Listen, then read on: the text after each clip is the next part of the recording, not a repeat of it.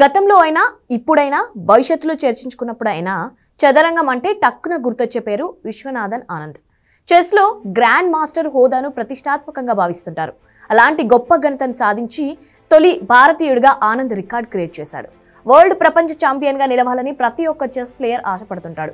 అలాంటిది ఆనంద్ ప్రపంచాన్ని జయించడం, ప్రపంచ విజేతగా నిలవడం పెద్ద మ్యాటరే కాదన్నట్లుగా ఏకంగా 5 సార్లు వరల్డ్ ఛాంపియన్గా నిలిచాడు. అయితే అలాంటి చెస్ దిగ్గజాన్ని భారత యువ grandmaster Praggnanandhaa అధిగమించాడు.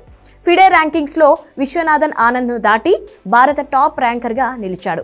Tata steel masters tournament 4వ రౌండ్లో చైనాకు చెందిన వరల్డ్ ఛాంపియన్ డింగ్ లిరెన్ను ఓడించి ఈ ఘనత సాధించాడు.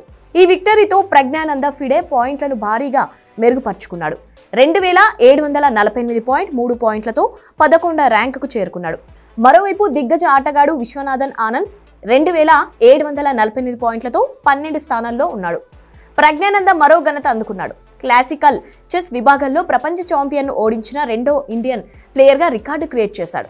గతంలో ఈ రికార్డు విశ్వనాథన్ ఆనంద్ పేరిట మాత్రమే ఉండేది. గతేడాది జరిగిన చెస్ ప్రపంచ కప్లో ప్రజ్ఞానంద రన్నరప్గా నిలిచాడు. దిగ్గజ ఆటగాడు కార్ల్సన్కు గట్టి పోటీనిచ్చి టైటిల్ను త్రుటిలో కోల్పోయాడు.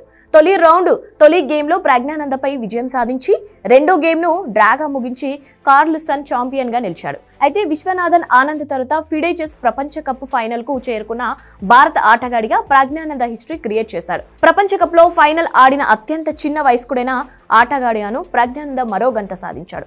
ఈ కుర్రాడి మీద యావత్ దేశం ఇప్పుడు ప్రశంసలు గుప్పిస్తోంది. నిన్ను చూసి గర్వంగా ఉందని అభినందిస్తోంది.